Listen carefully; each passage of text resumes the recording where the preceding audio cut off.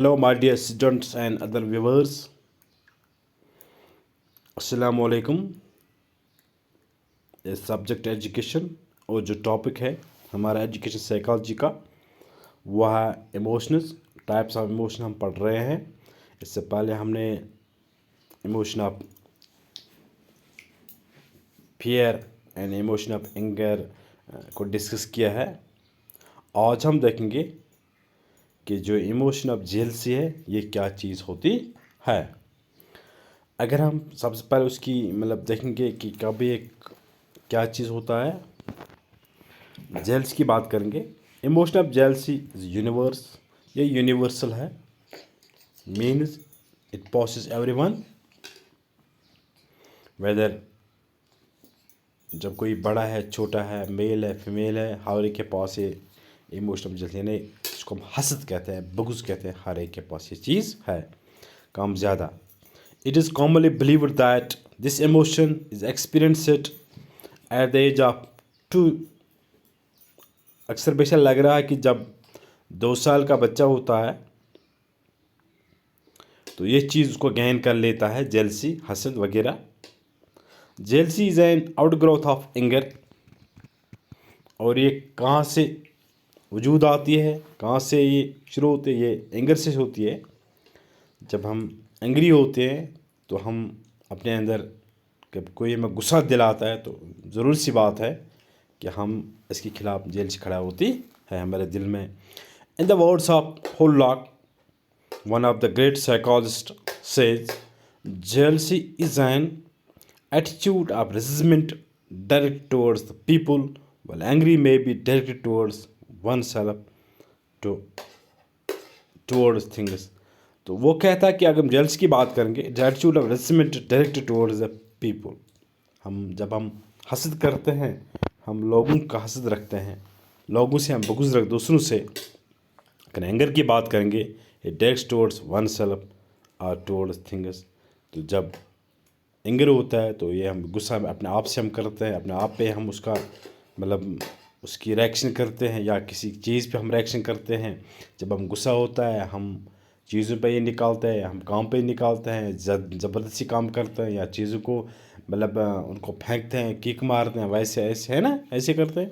लेकिन जब बुग़्ज़ की हसद की बात करेंगे, ये हम लोगों के लिए हो. जब हम किसी का हसद होता है तो उस वक़्त हम अपने आप से नहीं दिखाते हैं हसद, अपने आप पर गुस्सा नहीं करते हैं, चीज़ों पे नहीं निकालते हैं. लेकिन हम किसी के लिए दिल में हम रस्द रखते हैं. जब कोई अच्छा काम करता है, कोई हमसे, देखिए अगर हम 2 बंदे होते हैं, वो आपस में काम करते हैं, फिर वो अलग अलग चले जाते हैं. किसी ने ज़्यादा तरक्की है, किसी ने कम तरक्की है.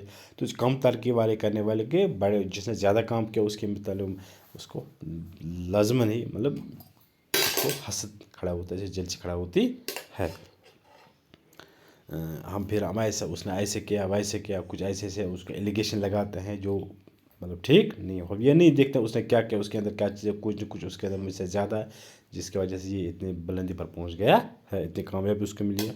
अकॉर्डिंग टू वैटसन कहता है jealous is a socially oriented emotional process. ये सोशली ओरिएंटेड होती है. Response compounds of anger, fear, love.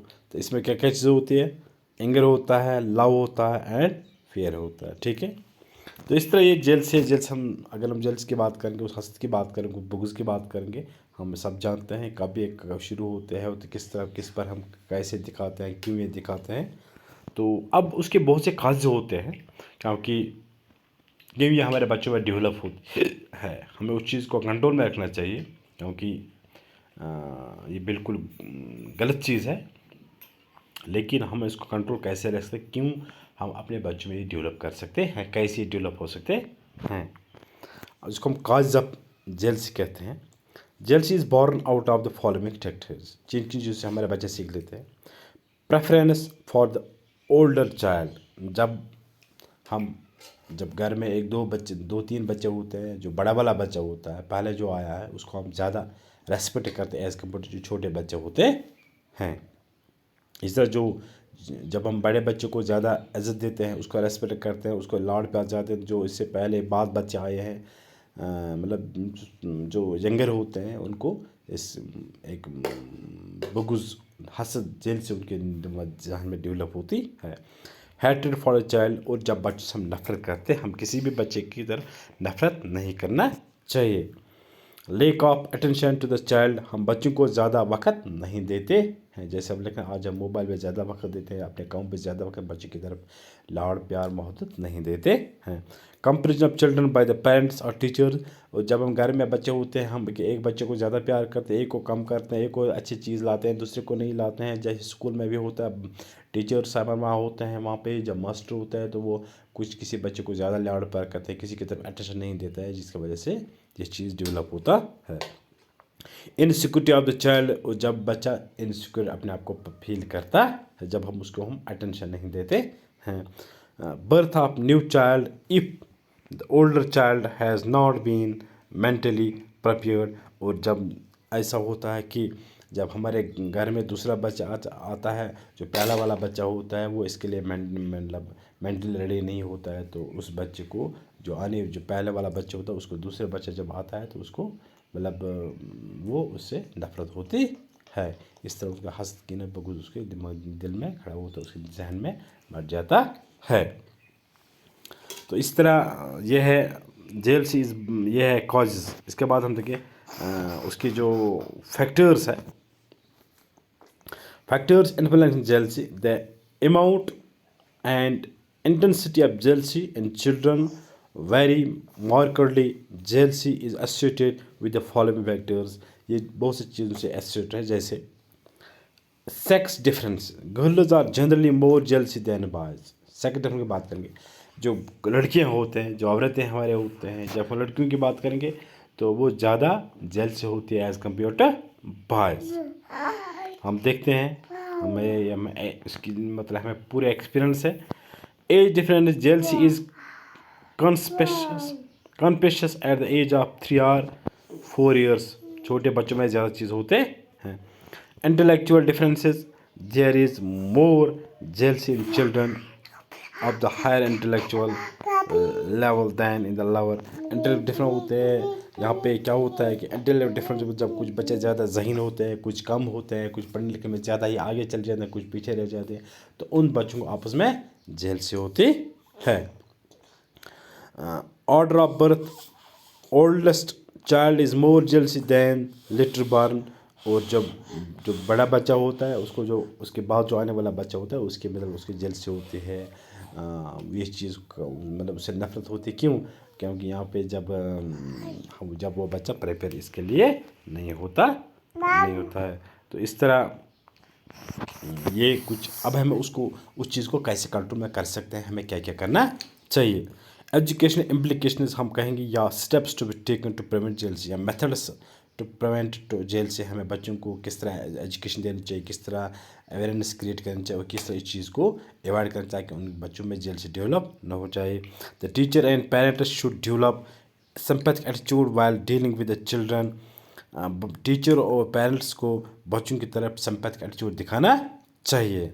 The children should be given A Fairlie equal treatment, और सब जितने भी बच्चे हो, चाहे घर में हो स्कूल में, हर एक को इक्वल ट्रीटमेंट करना चाहिए। Children should be not allowed to entertain any feeling of insecurity. It should be see that they feel secure, और बच्चों को इनसिक्योरिटी का कंसेप्ट या फीलिंग उनको नहीं होना, और फील उनको नहीं होना, बल्कि उनको हर वक्त अपने आप को सिक्योर दिखना चाहिए, तब उनके अंदर ये चीज़ नहीं होता है। Partial attitude of teachers and parents should not be there. वहाँ पे पार्शियली जब हम एक बच्चे को देते हैं दूसरे बच्चे को नहीं देते हैं, एक को प्यार कर दूसरे को नहीं देते, एक को मतलब लाड़ प्यार से पेश आते दूसरे को नफरत से पेश आते हैं, उससे गुस्सा करते हैं, तो इस तरह ये चीज़ होता है, या ऐसा नहीं करना चाहिए।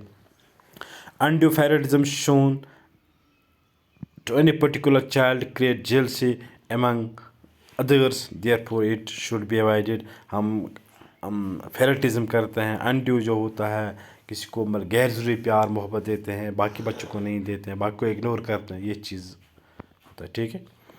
Full opportunity should be provided to children to air their feelings freely frankly and without any fear. बच्चों को अपॉर्चुनिटी प्रोवाइड करना ताकि वो अपने फीलिंग्स, अपने मतलब जितने भी हो उनके अंदर ये व्यूज़ है उस चीज़ को, या बात करने का जो अंदर कुछ उनको है, उनका आइडियाज़ है, उनको एक्सप्रेस करने का उनको पूरा मौका देना चाहिए, फ्रैंकली, विदाउट एनी फियर। तो इस तरह से अगर हम ये चीज़ करेंगे तो हो सकता है कि हम किसी हद तक काम हो सकते हैं, ताकि हम बच के जो जेल से उसको हम कंट्रोल में ला सकते हैं। ठीक है, और तो आज तो इतना ही। तो इसके